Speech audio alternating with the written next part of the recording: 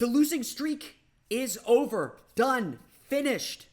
But more importantly, the Orlando Magic showed us exactly who Jamal Mosley has always said they are.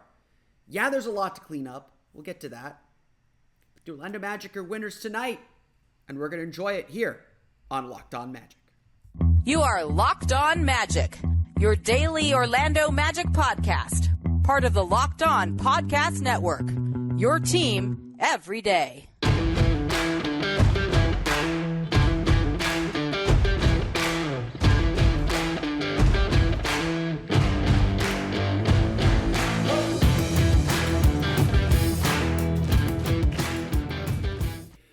And you are indeed Locked On Magic. Today is December 8th, 2022. My name is Philip Rossman-Reich. I'm the expert insight editor over at OrlandoMagicDaily.com. Of course, follow me on Twitter at PhilipRR_OMD.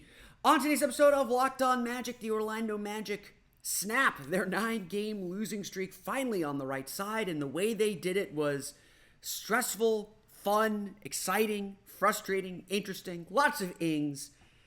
It was a win. And that's all that matters in the end. A 116-111 overtime win over the LA Clippers. We'll break that game down and explain the resilience that the Orlando Magic showed. We'll get to all that coming up here in just a moment. But first, we want to thank you again for making Locked On Magic part of your day every day. Whether we're your first listen of the day, whether you listen to us right when we upload, we truly appreciate you making Locked On Magic part of your day every day. Remember, there's a great Locked On podcast covering every single team in the NBA.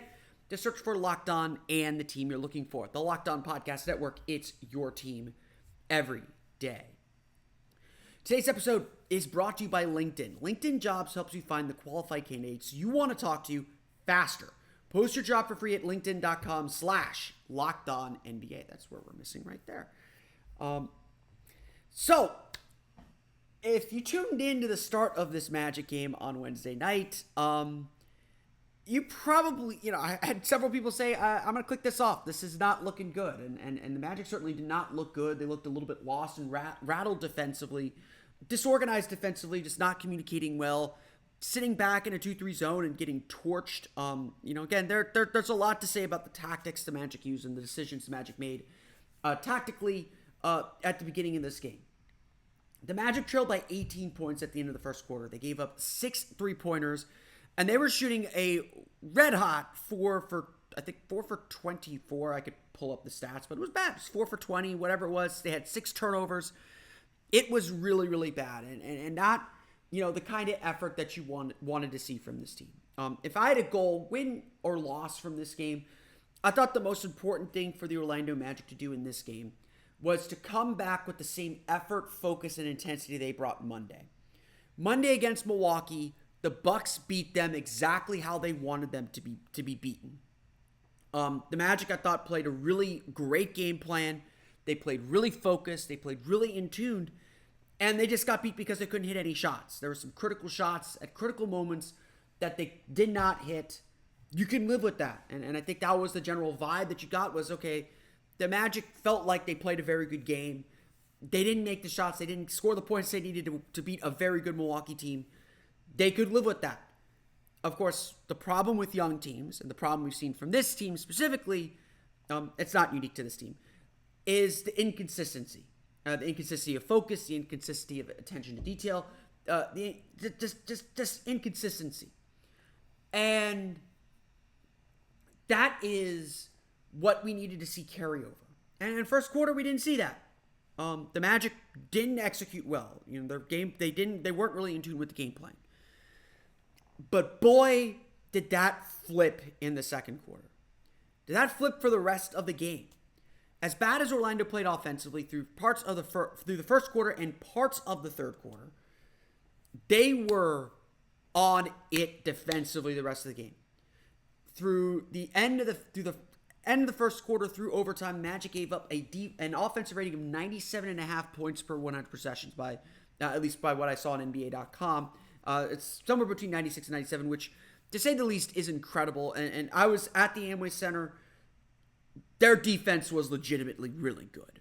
Again, except for a stretch at the beginning of the third when they went back down by 15, they slowly just chipped into this lead. And honestly, that's the part that I really want to focus on. It's not that Orlando erased an 18-point deficit. It's not that Orlando erased a 15-point deficit in the second half. It's that they still couldn't shoot the ball. They were sub 40% shooting until midway through the fourth quarter. They still couldn't shoot the ball, and yet they're just chipping away at that lead. They're just going and going and going and going and going and going until finally they were back in it and took the lead in the fourth quarter. Took the lead really on the kind of bell play you want to see. Caleb Houston stealing an outlet pass, getting to the basket, making a layup, drawing the foul, giving Orlando the lead. There were several just really nice plays throughout the whole roster, and plenty of guys who bounced back. We're gonna get to them when we go through the box score toward the end of the show. This is so central to who the Magic want to be. Forget everything else. The Magic, Jamal Mosley has constantly described this team as being resilient. And like so many other things with this group, and again, we're talking about a 6-20 team. So yes, there's a lot of work to do. Resilient is certainly an adjective we can use to describe this team and their fight at times, but it's not been one we can use recently. And a lot of things that I think this team wants to come together this year were on display on that court Wednesday night against the Clippers. Again, yes, it's a breakthrough win. It snaps a 9-game losing streak. It feels big. But it feels big because of the way that this win went down. It feels big because Orlando had to respond to this big hole they dug themselves. They had to grit their teeth and grind this game out because they couldn't hit a shot. But they forced the Clippers to not hit shots either. They got after them. They turned the ball over. They got out in transition. They contested everything. And the rebounding wasn't perfect either, but they made big rebounds. They made mistakes down the stretch, as they are wont to do. They had a 5-point lead, I think, late in the fourth quarter. They gave that up. They had a chance to win the game at the foul line. Markelle Fultz split a pair of free throws. They were able to get a stop, force overtime. There was a lot of things that was put in Orlando's way. But Jamal Mosley really kind of said the most important thing. As the Magic were coming back, as the Magic were trailing, it was the players telling each other, hey, they're going to let us back in this game. Keep grinding. Don't feel like you have to get it all in one play. Mosley at least claimed it was the players that were making these messages, that were sending these messages, that were saying these things to spur each other on. And to him, that's the accountability they're looking for. You remember that? We talked about that in the offseason, about accountability, about holding each other to a standard. This was that in action. And, again, what's really, I think, interesting and fun and special about this team is they do really have each other's back. They made mistakes. Paolo Banchero had a lane violation in a close game that you just cannot have. Markelle Fultz split those free throws. He turned the ball over late in overtime. They gave up an offensive rebound on an Ivica Zubac 3-point play. He ended up going back to the line, and the Magic, who had a 3-point lead entering that play, nearly gave it all up, nearly had like a 4-point possession, but they came out with it on a tie. They made plays to win this game. Down by 1 point after Nicholas Batum 3, the Magic ran a play that they ran toward the end of regulation, but this time gave it to Paolo Banchero, and Banchero, who struggled shooting all night long, attacked immediately, got a foul, got to the line, made 2 free throws, gave the Magic the lead for good. And then, and what honestly is the play of the night, the game-winning play to me, Orlando forced a 5-second violation after the ensuing timeout. They went back to the line. Banchero made 6 free throws to seal this game, make it a 116-111 victory. But Orlando made these plays because they were determined to win. And that's what's important here. Forget the big plays, forget the big shots. It's that the Magic responded every time the Clippers asked them to. They responded because they were taking ownership of this team. We'll talk a little bit more about some kind of the long-term implications of this game and the areas where the Magic can still get better. We'll get to that coming up here in just a moment. But first, a quick word from our pals at LinkedIn. These days, every new potential hire can feel like a high-stakes wager for your small business. You want to be 100% certain that you have access to the best qualified candidates available. That's why you have to check out LinkedIn Jobs. LinkedIn Jobs helps find the right people for your team faster and for free. LinkedIn is we're all on LinkedIn. It's if not the largest, it is one of the largest professional networks out there. We were all encouraged to get it in college by our career counselors. We're all on there. If you're looking to find a job, if you're looking to hire someone, LinkedIn is where you need to go. So if you're looking to hire someone, add your job and the purple hiring frame to your LinkedIn profile to spread the word that you're hiring. Simple tools like screening questions make it easy to focus on candidates with just the right skills and experience so you can quickly prioritize who you'd like to interview and hire. It's why small businesses rate LinkedIn Jobs #1 in delivering quality hires versus leading competitors. LinkedIn Jobs helps you find the qualified candidates you want to talk to faster. So post your job for free at linkedin.com/LockedOnNBA. That's linkedin.com/LockedOnNBA to post your job for free. Terms and conditions apply. We want to thank you again for making Locked On Magic part of your day every day. For your next listen, check out the Locked On Sports Today podcast. From the games that matter the most to the biggest stories of sports, go beyond the scoreboard and behind the scenes with local experts and insights only Locked On can provide. Locked On Sports Today available on this app, YouTube, and wherever you get your podcasts. You know, I think one of the big messages, again, let's take this game then in the bigger context. Yes, some great plays. Marco Fultz made some big plays. Mo Wagner made some incredible plays. Bol, was both was huge. We're gonna get to him here in a minute. Down the stretch, Franz Wagner made some big plays, made some big shots, made some bad decisions too. Paolo Banchero made some huge plays. Everyone had a role to play in this game. And again, like I said, what's really important kind of for the long term is the resiliency the Magic showed defensively. This team has struggled defensively since Wendell Carter went out. They're, I think, 28th in the league in defensive rating since Wendell Carter left, since the Chicago game, since this losing streak started. They have really struggled to defend and really struggled to kind of find themselves defensively, whether that's because the lineups don't work, whether that's because, they don't have a lot of plus defenders, whether that is some fatigue from having to carry so much weight. It's been a struggle. But the Magic got down and defended and really kind of, again, the message after the game, from Paolo, from Bol, was, if we do what we know we have to do, if we defend at a high level, if we, kind of stick to this game plan, we can beat anybody. And that's a confidence that this team has had throughout the whole season. We know it. We sit here. The reason why we're so disappointed with the 6-20 record, we knew this would be a tough season record-wise, but the reason why we're really disappointed with the 6-20 record is because we know how talented this team is and how talented this team can be. We know they have that extra gear in them, that they have that extra little bit in them. And we just haven't seen it come forward yet, or we haven't seen it play out consistently yet. This is a game that shows that that's possible. This is a game that gives that proof of concept. And that proof is really, really important. Mo Wagner said it after the game. Everyone kind of talked about it after the game. To have this kind of an effort, to have this kind of a game where so much was thrown in their way. So many things went wrong.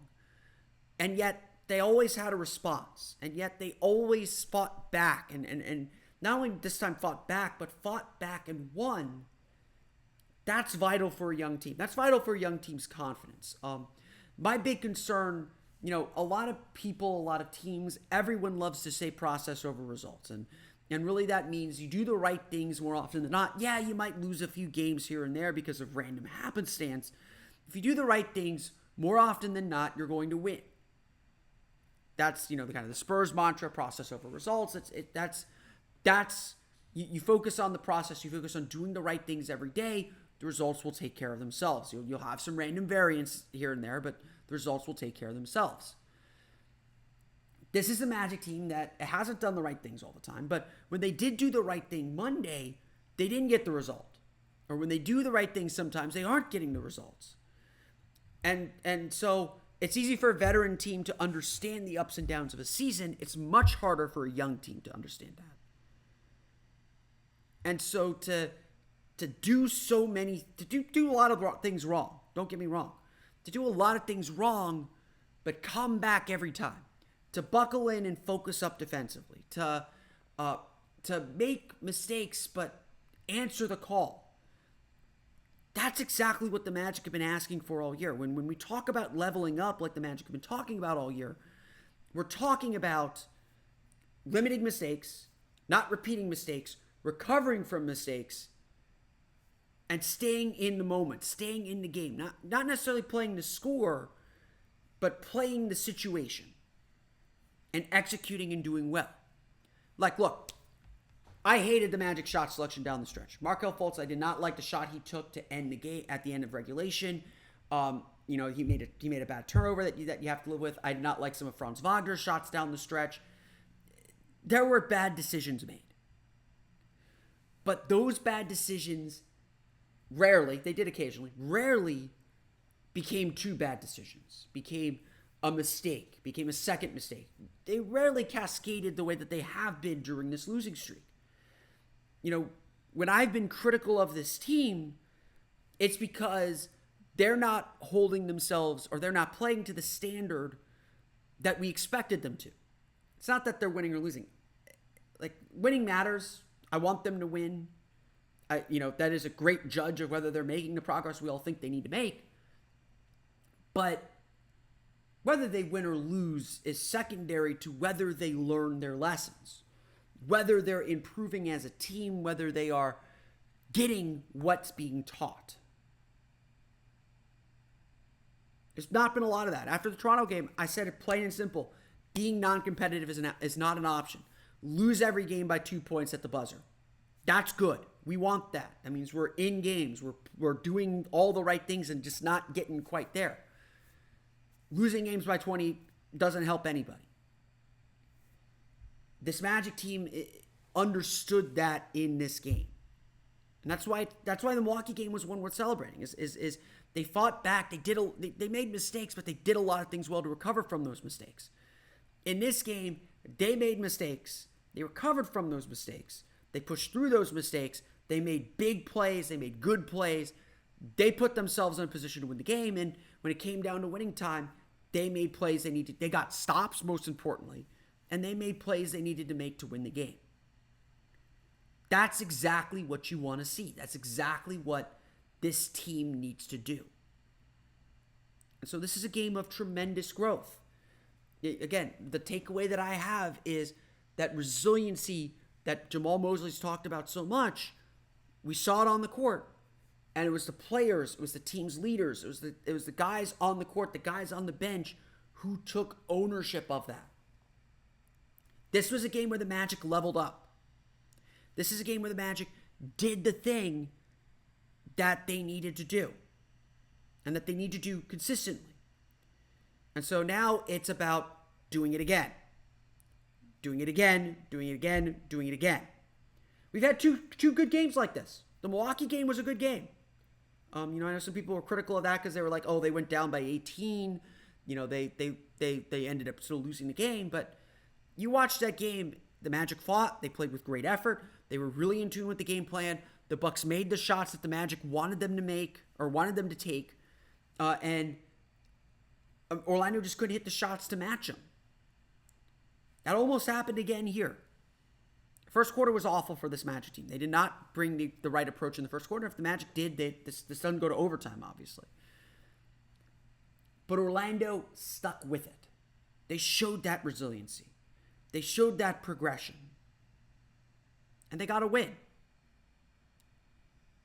And so now it's about doing it again. Same intensity, same focus, same attention to detail, same stick-to-itiveness, same living in the moment, same resilience. Doing it again against a very good Toronto team on Friday.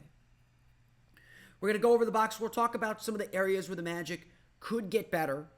Struggled a little bit in this game because there's a lot of struggle in this game. It's a rock fight, as we expected, with two of the worst offensive teams in the league, plus Paul George and Kawhi Leonard on minute restrictions. We'll get to that coming up here in just a moment. So the Orlando Magic defeat the LA Clippers 116-111 in overtime. Again, just a really, really nice win for the Orlando Magic. I was so happy. I was at the game. I love a good defensive battle. I love teams when they're playing really good defense because it's just all energy. Again, yeah, it's attention to detail. Yeah, it's all that stuff. But when teams are really locked in defensively, those are the teams that are fun to watch. I'm sorry. I know everyone loves scoring, but defensive teams are the ones that are fun to watch. And look, there's still a lot that the Magic need to clean up defensively. I think their closeouts were really good, but occasionally they'd get turned around. Occasionally they get beat off the dribble. The Clippers made a really nice... the Magic's zone defense is a disaster still. I get why the Magic are running it. Some of it is to, I think, cover for Bol and some of his defensive shortcomings. Some of it is I think the Magic want to give it a serious look and just understand whether it works or not. And so if they're sticking with it longer than they should and that costs them a little bit, it's not for this season, to be perfectly honest. It's not for this season. But again, there's a level of defensive communication that has to be better with this team overall. But Orlando really tightened those screws and got going in that second half. It was really, really, especially in the second quarter and the fourth quarter especially, it was really, really impressive to watch this team work and watch this team kind of build that momentum and build the way that they needed to build. There are a lot of heroes in this game. And again, you look at the numbers. The Magic starters do end up with a negative plus minus. The bench really was the group that saved this team. So I want to start with the bench. Cole Anthony leading the way off the bench, 13 points, 5 for 13 shooting, 2 for 5 from beyond the arc, 4 assists, no turnovers. Definitely a struggle for Cole shooting wise. He was wearing glasses. He was wearing shades early in the game. He dumped them midway through the game. Second quarter, Cole gave this team a really good offensive push. They needed someone who could just kind of score and create and get into the lane. The Clippers are a really good defensive team. They did a great job keeping the Magic out of the lane and really making the Magic work to get good shots and work to get their offense going. And Orlando was forcing things a little bit early on and missed some open shots early that would have given them a little bit of confidence. It was an uphill climb, and I think Cole especially did a really good job kind of getting the machinery moving a little bit offensively. The shot wasn't consistent at all, though. It wasn't there. But I would say with Cole, the impressive thing about his last two games is the no turnovers. He is helping move the ball. Again, maybe looking for a shot a little too much sometimes, which I don't mind. That's his nature. That's his role as a sixth man now.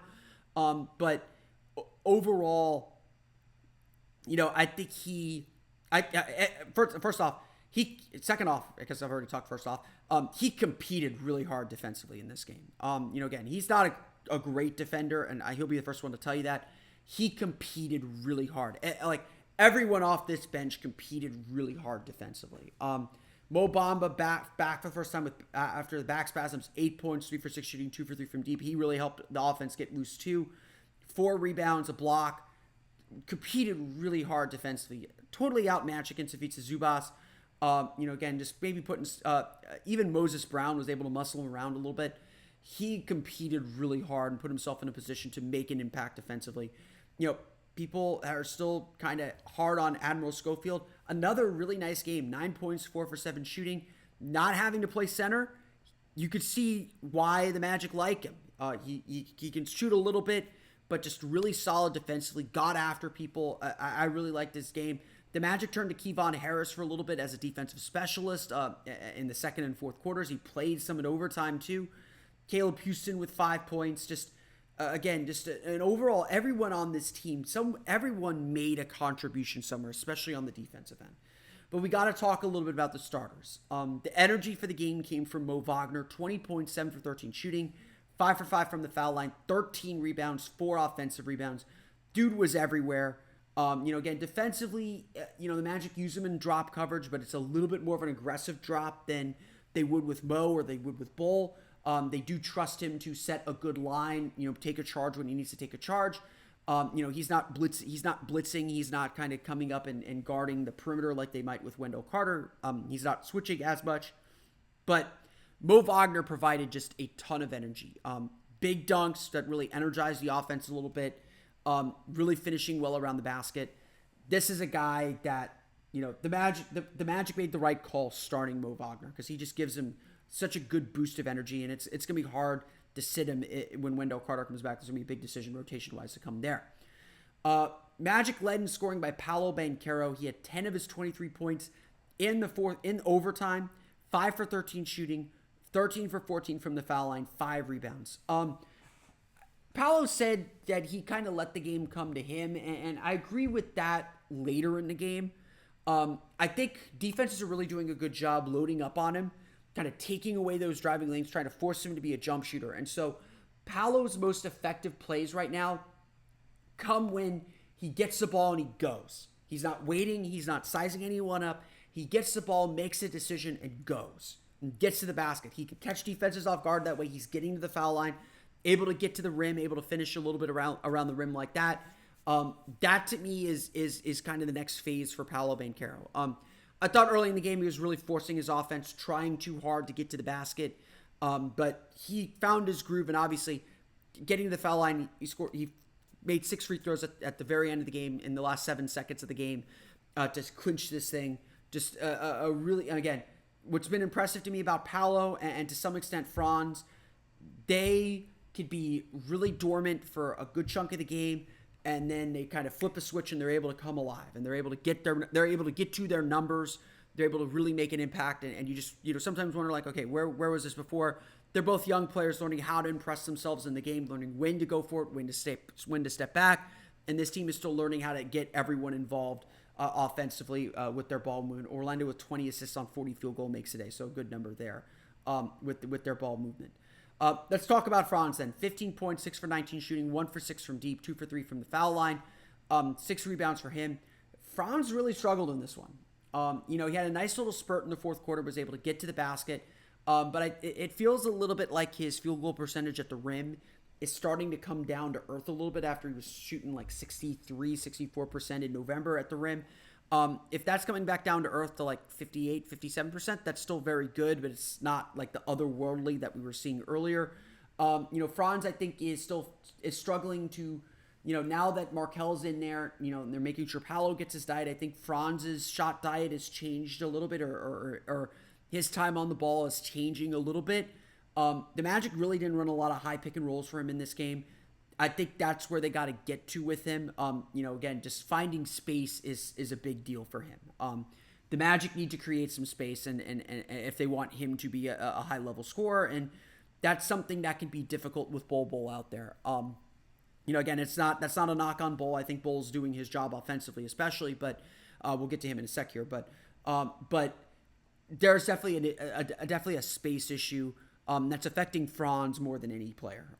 And so I think, again, the Magic got to make sure they keep him involved. He's super, super important. He's a very, very good player. But, Orlando really hung in this game despite their two best offensive players shooting 11 for 32. That's pretty impressive for this team to win the game like that. And again, Franz had a big role in the fourth quarter, helping the Magic kind of get back into the game. Paolo was the one that ended up finishing it in overtime. Let's talk Bol. 20 points, 9 for 14 shooting, 9 rebounds, 3 assists, 3 turnovers, 2 blocks. Really the only player who was pretty good offensively the entire game. Bol is a juggernaut offensively, man. Just anytime he has open floor, anytime he is out in transition, no one is stopping him. Sorry. And not in a Giannis way, not in like a D Rose way, but he's just, no one knows how to deal with him in transition. When he's got a head of steam on him, no one knows what to do with him. When he's able to kind of step into a jumper off the dribble or a floater off the dribble, nobody really knows what to do with him. And his offense just continues to be really, really impressive. I I am someone who does believe that Bol is not long for the starting lineup, that when the Magic are healthy, he probably comes off the bench. That's a super sixth man right there. That's someone that you can still play starters minutes off the bench. And I wouldn't surprise me if that's kind of the idea and kind of the thought the Magic ultimately have with him, because he just makes good things happen. That's the best way I can describe it. Just good things happen with him out there. It was an impressive game for him on that front. However, the defense was still a bit of a concern. It got better later in the game. I think his closeouts were a lot better. I think he was a lot smarter. He wasn't chasing blocks. He was doing a better job sticking to his shooters. But first quarter, third quarter, those two big runs that the Clippers went on that really built their lead, he was wandering a little bit, getting sucked into the paint. The Clippers were attacking him. They were playing the zone to that side of the ball. They were finding Nicholas Batum for three. They were finding all their players for three. To me, Bol's defensive awareness still has to improve, and I hope he understands that. I hope that's constructive criticism. But he still gets sucked in a little bit too much of the paint. Still gets turned around. Not in the right position to make the strong closeout, and that's a team-wide problem. You'll see that where guys will turn around instead of sliding their feet to keep up with guys, or closing out in a way that they can stay in front of their man instead of having him go around him. That's a problem throughout the roster. That's a young player roster. That's a technique thing that you just got to drill. Bol's really struggling with that on that front. But again, he stepped up his game in the fourth quarter. Everyone played a really good role defensively, and that starting group really struggled early in the game. They closed in overtime. Overtime was Fultz, Wagner, Paolo, Bol, Mo Wagner. That group closed in overtime. I was a little skeptical of that decision, but it paid off. The Magic, the Magic were rewarded for that faith. That's kind of the deal with Markelle Fultz here too then. Markelle had his worst game for the Magic this season. 1 point, 4 assists, foul trouble with 4 fouls, 3 turnovers, missed all 4 of his shots, was 1 for 2 from the foul line. Again, that 1 point was the one that tied the game, essentially sent it to overtime. He did have a chance to win the game at the free throw line, or put the Magic ahead at the free throw line, and missed that opportunity. Missed the first free throw, made the second to essentially send the game to overtime. Fultz really struggled here. Never got into a rhythm because of the foul trouble. Really kind of struggled to get his shots. He wasn't overshooting, and I think that's an important thing. He knew he didn't have it, but made some critical mistakes here and there. Just didn't give the energy that this team needed. And I don't know if it was because their game plan called for them to do something else. We didn't get a lot of high pick and rolls. We didn't get, and again, some of that's the Magic don't have the screeners for it. Mo Wagner's a solid screener, not a great screener. He's not Wendell Carter. Mo Bamba's not a great screener. The Magic don't have a lot of good screeners to kind of spring him free. Would have liked to see maybe a few more Markelle Paolo pick and rolls or Markelle Franz pick and rolls, but Markelle never really got himself going. And again, Mosley kind of dismissed it as, he's still getting himself back into game shape, just his 5th game back. And there's certainly some allowance for that. But, again, if the Magic get their normal contribution from Markelle Fultz, they probably win this game easily. It was rough for him at times, and you expect more from your point guard. The Magic end up shooting 42.1% from the floor. That's 40 for 95, 8 for 28 from the three-point line. They give up 15 threes, so they almost get doubled up on threes, and that's really what that's what put the Clippers in the lead. That's what kept the Clippers in the lead throughout the game, because the Clippers made more threes than twos in this game. 15 for 41 from beyond the arc. That makes them 14 for 54. 14 for 54 on 2-pointers. That's why the Magic won this game. The Magic's defense was really good, except for the first quarter 3-point shooting and second quarter and third quarter 3-point shooting. The Clippers did get to line for 26 free throw attempts, but this is how Orlando gets, when Orlando gets outshot from the 3-point line, Orlando has to do 2 things to make up for it. The first is win the free throw battle. Magic were 28 for 31 from the line, including 13 for 14 from Paolo Banchero. The Clippers were 18 for 26. That makes up 10 points right there. So that's 10 points. That's 3 of those 7 threes that the Clippers had. The next thing they have to do is win points in the paint. Orlando won the paint 54 to 40. And while they did give up 17 offensive rebounds, LA only had 15 second chance points off that. Orlando actually won that 19 to 15 too. So again, the paint is huge. So again, the 2 ways the Magic make up for their lack of 3-point shooting is points in the paint. They had 54 in this game, 27 for 54. Clippers just 40 on 20 for 37 shooting. And free throws. Magic were 28 of 31. The Clippers 18 for 26. Steve Clifford used to always say, you have a way to play. This is the Magic's way to play. Score in the paint, score from the foul line. That's how you make up for your three-point shooting deficiencies. You just have to make sure you're passing and keeping them honest with some three-pointers. And again, the Magic have to get some threes to go down to win some of these games. The other big factor in this game, Orlando had 13 turnovers, just 7 after the first quarter. Orlando had 6 after the first quarter. They had 7 turnovers in the first quarter. They have just 13 for the game. I think it was 6 turnovers after the first quarter for just 4 LA points. Orlando gets 17 turnovers for 29 points. Again, another big area. The Magic won. That's how you get back into games. That's how you win That's how you win games pretty comfortably. Again, the three-point shooting is a big detractor right now. Offensive rebound is still a pretty big detractor, but Orlando doing a lot of other things well to make up for that, showing that margin for error isn't as small as we think. They just have to do, again, there's 4 or 5 things the Magic have to do. They got to do 2 or 3 of them. They got to do 3 or 4 of them to really have a chance to win these games. The Orlando Magic defeat the LA Clippers 116-111 in overtime. They'll be back in action Friday at home against the Toronto Raptors. But that's going to do it for me today. I want to thank you all again for listening to today's episode of Locked On Magic. Of course, find me on Twitter at PhilipRR_OMD. Subscribe to the podcast on Apple Podcasts, Stitcher, TuneIn, Himalaya, Google Play, Spotify, Odyssey. All the fun places to download podcasts to your podcast-enabled listening device. For the latest on the Orlando Magic, be sure to check out OrlandoMagicDaily.com. You can follow us there on Twitter at OMagicDaily. Now that you're done listening to us, go make your next listen the Locked On Sports Today podcast. The biggest stories of the day, plus instant reactions, big game recaps, and the take of the day. It's available on the Odyssey app, YouTube, and wherever you get podcasts. That's going to do it for me, though. I want to thank you all again for listening to today's episode of Locked On Magic. For Orlando Magic Daily and Locked On Magic, this has been Philip Rossman-Reich. We'll see you all again next time for another episode of Locked On Magic.